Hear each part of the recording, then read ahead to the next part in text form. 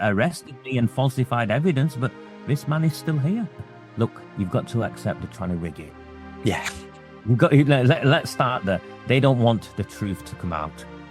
She then also said she'd spoken with survivors who didn't want a national inquiry. You don't have the luxury of picking your friends in this fight. You will work with anybody to achieve your aim.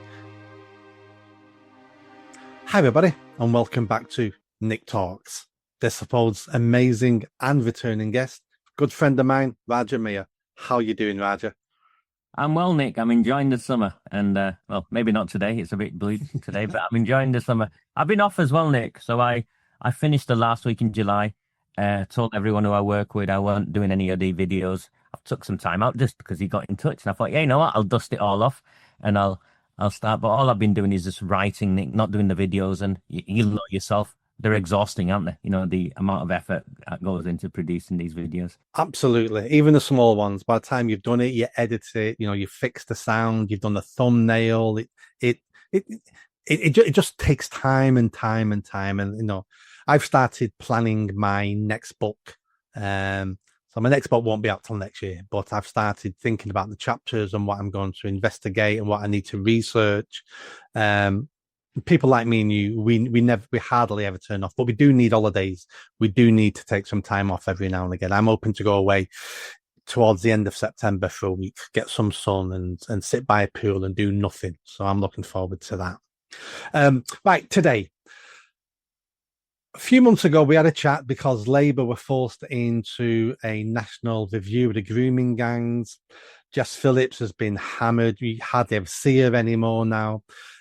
People are talking about the police and their involvement in the grooming gangs. The Overton window shifted with the grooming gangs. The term Muslim Pakistani rape gangs has been used in Parliament now. Everything's changed. And even though that was great news and everybody was talking about it, one of the fears I had was, are they controlling the narrative? Has the Labour government allowed this to happen? So everybody goes, right, they're doing something now. I don't need to talk about this anymore now. Because since we've had this conversation, since they've announced what they're going to do, it's gone deadly quiet. And is that what they've done? Have they all went, they're not talking about it now. We can all forget this now for the next couple of years. I think there's some of that definitely there. Once the government acknowledges something, there's a significant number of the people in it. There's a significant amount of people who then look back and say, okay, they're now doing something about it. I don't have to worry about it anymore. I think there's definitely some of that. I think it goes deeper than just that.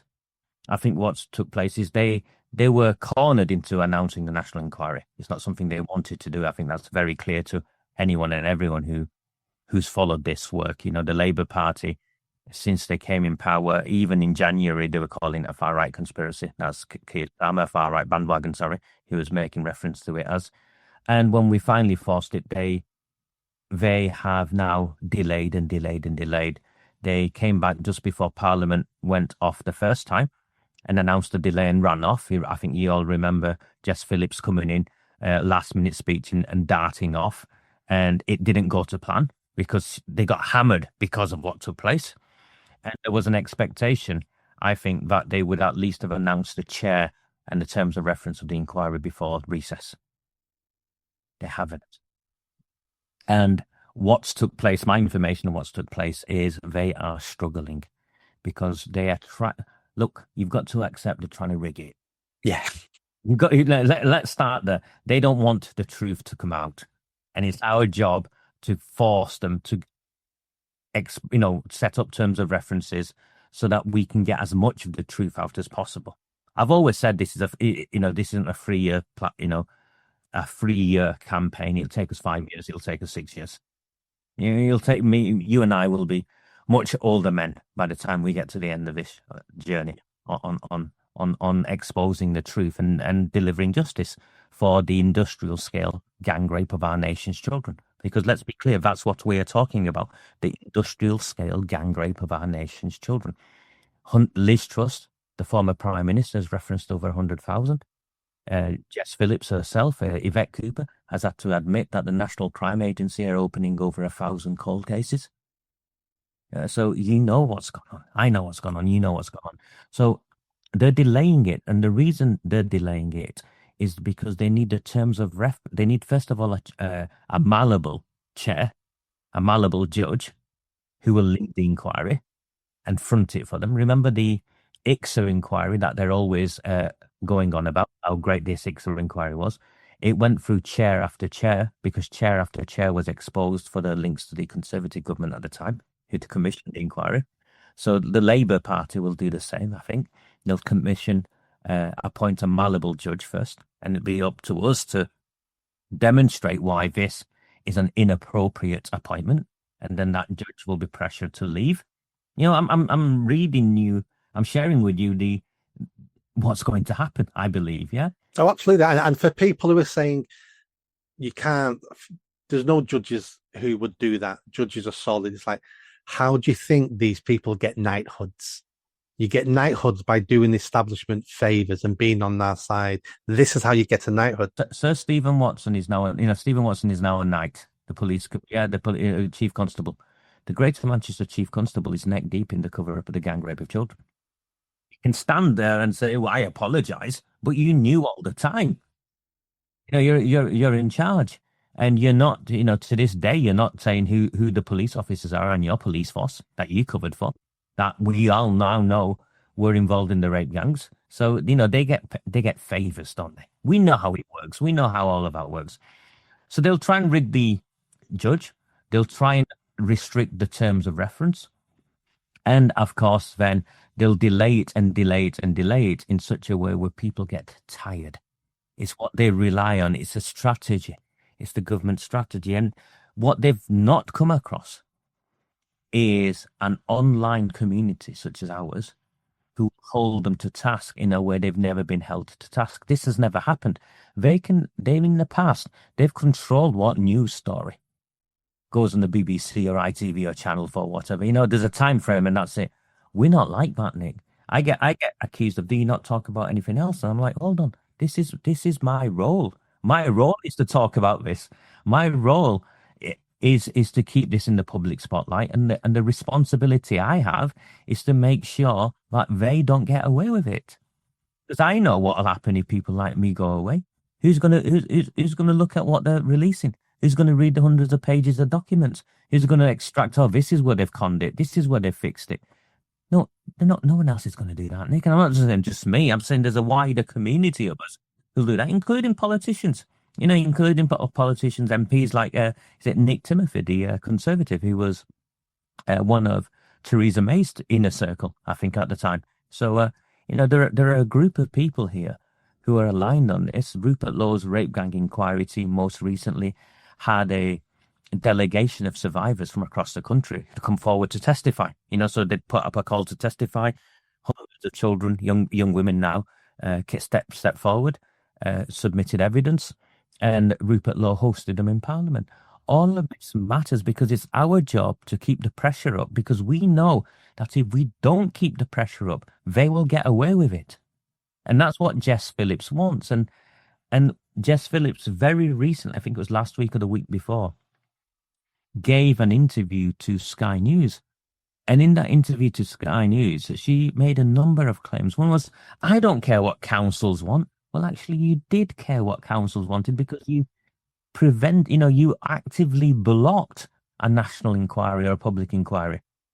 She then also said she'd spoken with survivors who didn't want a national inquiry. Hold on. Since when did survivors become experts in law and in solutions? They are victims. Things were done to them.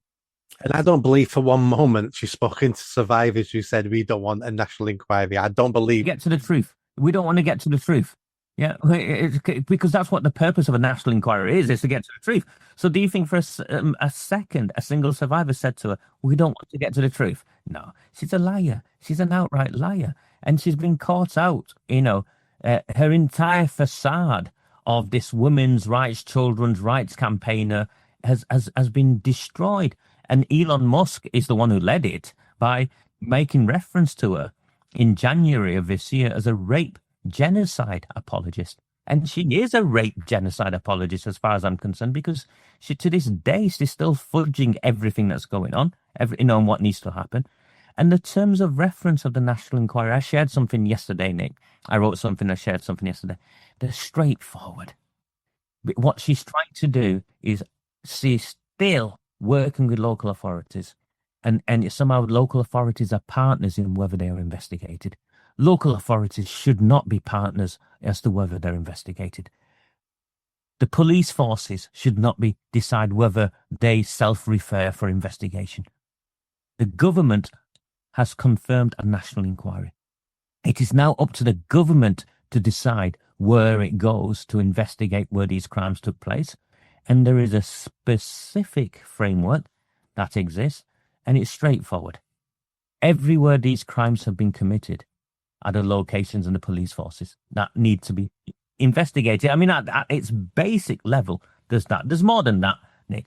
At its basic level, it's that if there have been convictions or arrests in Barrow, in Carlisle, in Wrexham, rather than just the obvious places, yeah, in I don't know, in somewhere in Leafy, Hampshire, then those places get investigated. The data, the evidence should determine where these places get investigated. Secondly, Baroness Casey herself has confirmed an overcorrelation of not just Pakistani men, but if you read what came out, she's also anxious about the refugees, the newer communities, the asylum seekers. She said that. I didn't say that. This is the Baroness Casey, the woman you appointed, Keir Starmer, Yvette Cooper. We need to go and investigate those very communities where these hotels have been set up, where these asylum, and because is there a correlation there? What are the Afghani men doing? Because we can clearly see there's an overrepresentation, a spike of Afghanis involved in these sorts of crimes. It's not me. Again, it's the data. We need to go to the places where these people have settled. Because ultimately, our responsibility is in safeguarding our children. It's not pandering to community relations. Surely we passed that. Our responsibility is in safeguarding our children. And if there's an issue amongst the Afghani community, if there's an issue against the Somali community, I don't care. We need to go to those places because we need to catch the next wave before it happens. Because that's what clearly is what Baroness Casey's fear and anxiety was. We focus on the Pakistani rape gangs and and all of that. A lot that happened in the early 2000s. Yes, it's still happening, but it's evolved and it's different and it's more nuanced. But the more brutal, dragging kids off the streets, which you're now seeing cases, convictions. Yeah, there was a recent conviction with some 13-year-old girl was just dragged off the street by an asylum seeker and sexually assaulted. He was convicted. We need to get to those places, investigate those places, and put in place the systems and processes we need to protect our children whilst the government solves its whatever it's going to do with the asylum seekers. Yeah. I know you're fighting for this and you're fighting for Labour to grasp the nettle and do better. Do we have any hope in this government? And we still should push them, we still should hold them accountable. Do you think they're going to do anything? Or do you think we're going to have to wait for the next government, whoever that would be?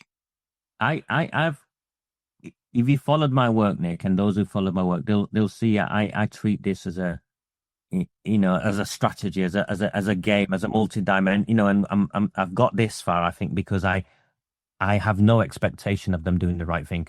It's what I do with what they've then done. We forced them to do. We forced out of Jess Phillips 2 weeks ago that she expects the National Inquiry to conclude its work within 3 years. She's on record now of saying that. It's buried in the small print, but I've got the video evidence and we'll share it. She expects the National Inquiry to report within 3 years. There'll be a general election in 4 years. We won't report within 3 years. It'll be between the 3 years and the 4 year period. We'll use the findings to hammer them.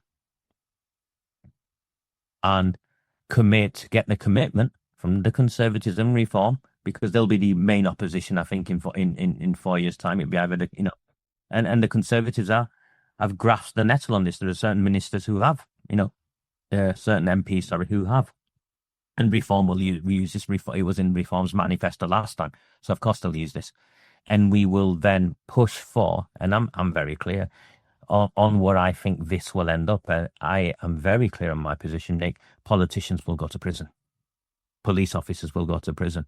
And the next stage of this is they will damage. This National Inquiry's report will be damage limitation with certain, yes, this happened and that happened and that happened. Fine. That's enough for me, because then this happened means that person did it. That person did it. This other person did it. And you talked about, a lot of people occupy this space, always talk about the trials after the Second World War. But we'll have trials in this country. We will have trials in this country, and the next government will deliver on those trials because it will win votes, and it is the right thing to do. Because what happened, this is the greatest scandal in our lifetimes, the industrial scale gang rape of our nation's children. And there are individuals who are neck deep in this, and not just in the cover-up, but also in facilitating what took place. And as we now find out, police officers who are active members of the rape gangs themselves. Yeah. So there's 3 layers to this.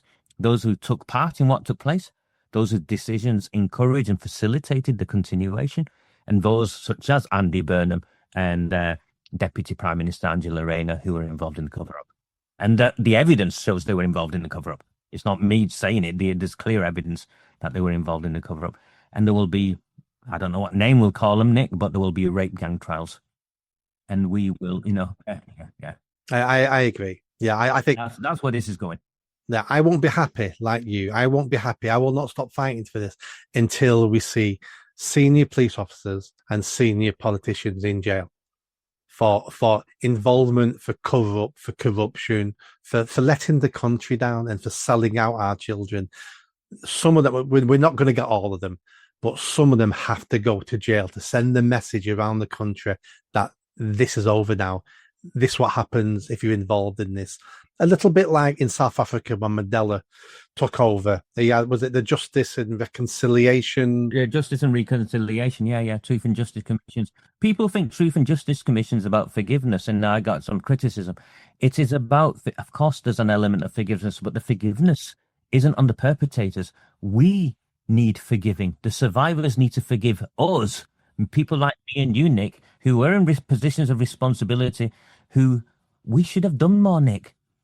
I get emotional every time I reflect on it. It's because I know I should have done more. You should have done more. So the forgiver is when they talk about reconciliation, when I talk about reconciliation, it's about me seeking forgiveness.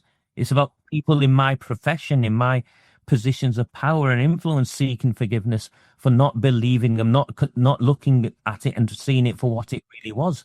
But then there are people who are complicit in this, Nick, and they need prosecuted.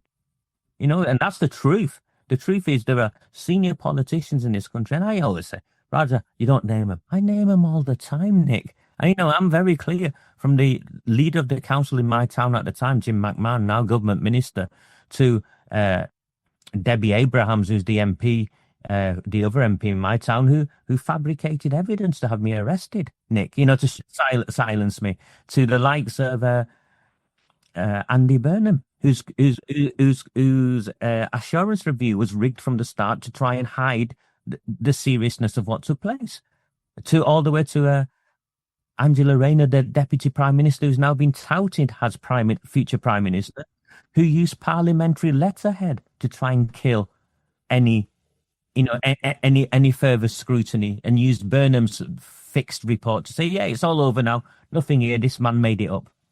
Well, this man's still here. And this man is now, he's not on his own, is he? There's millions of us. And this man hasn't been sued for telling lies.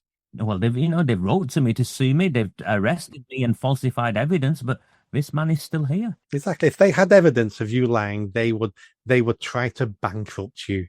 But the fact they haven't done that means they can't prove anything that you've said is a lie, and they don't want to go. Last time you and I spoke, the police officers had knocked on my door. Remember, they'd visited my door. Nick, I've wrote back to them. I've wrote back to the chief constable. I'm still here. Come on, lads. Where are you? What do you want to speak to me about? No, not come back. Not come back to you.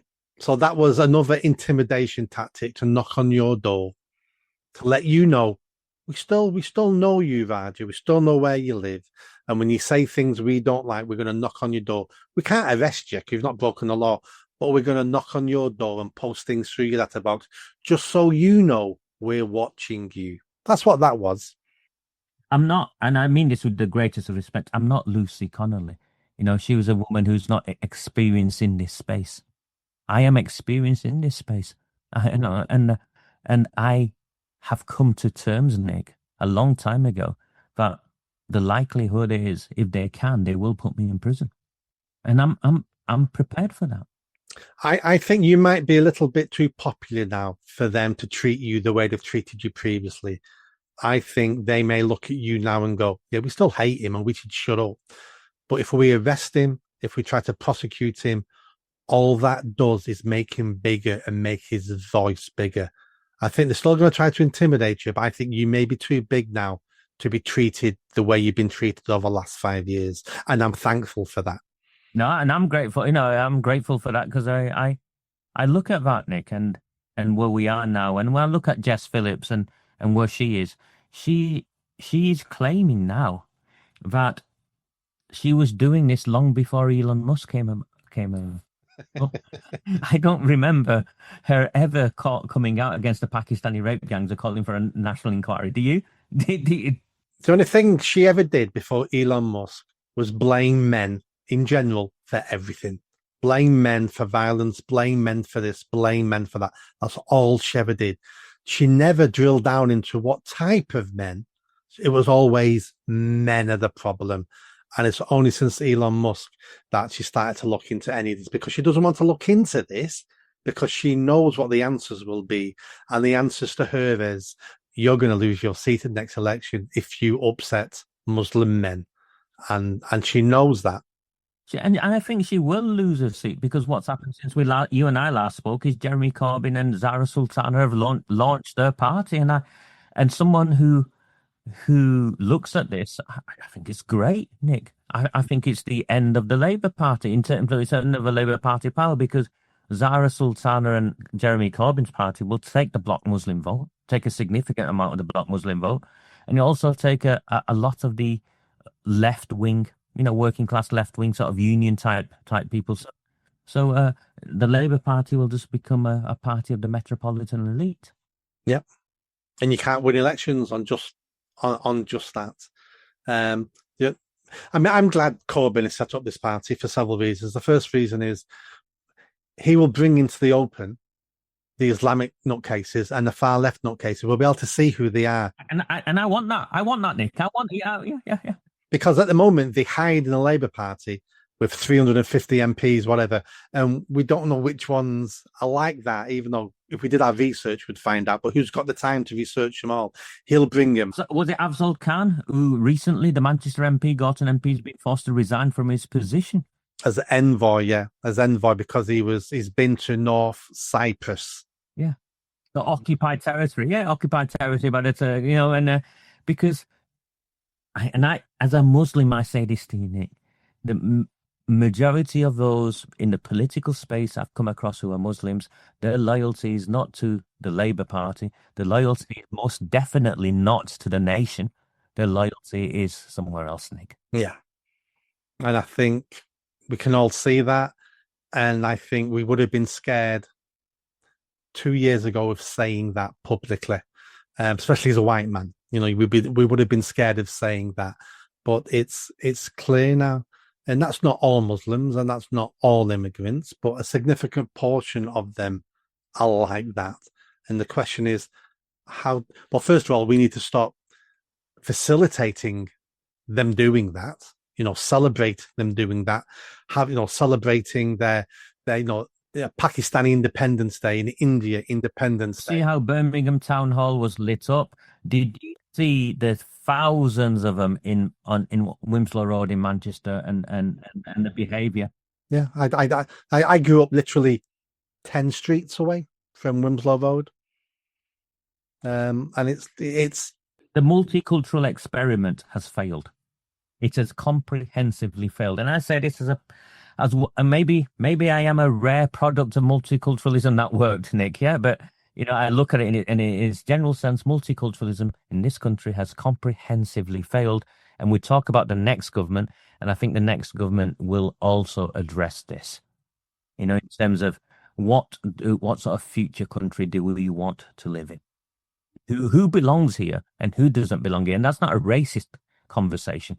That's a conversation about beliefs and values. Yeah.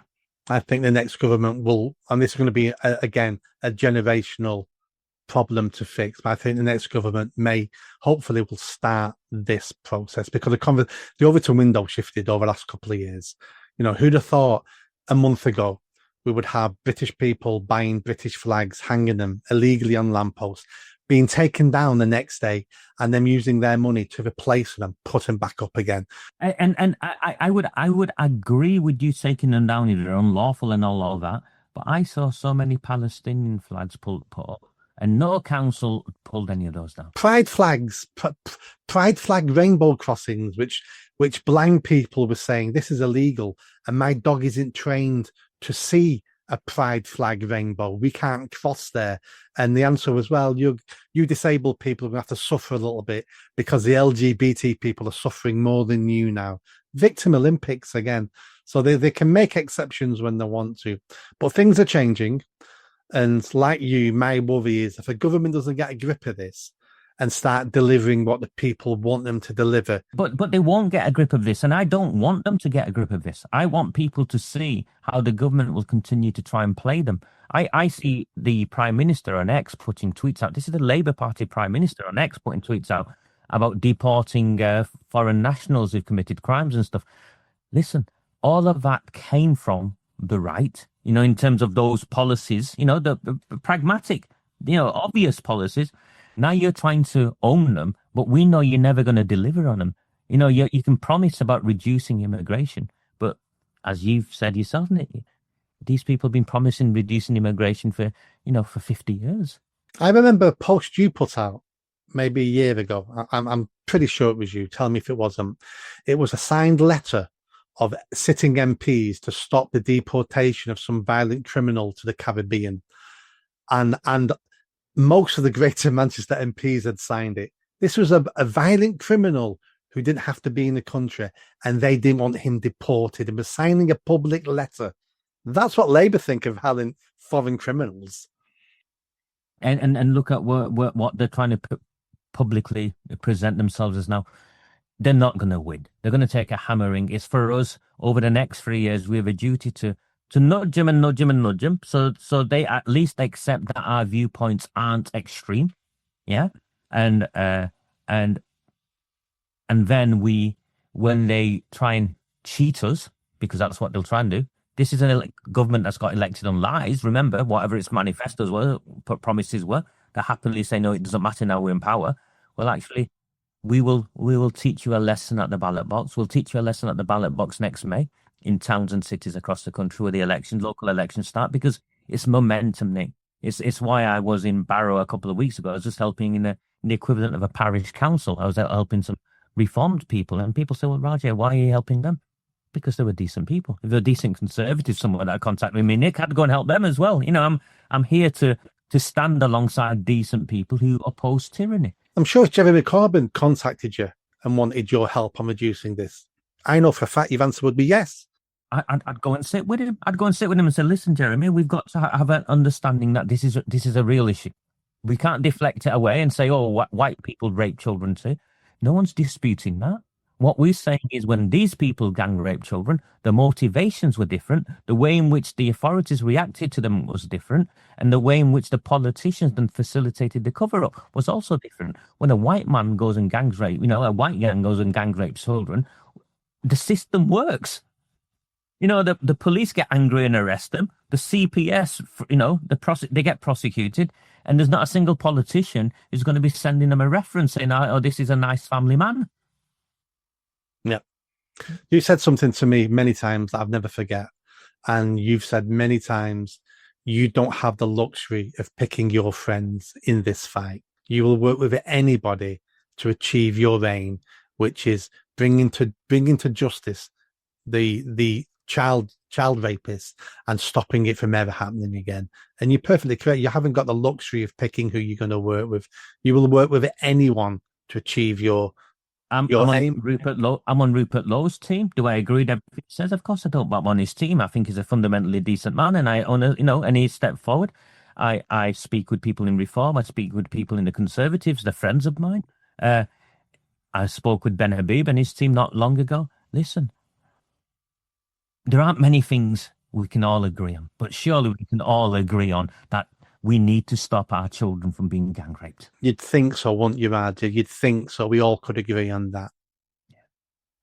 That's a great point to end because we all should be agreeing on that, regardless of political colours and regardless of religion, regardless of anything.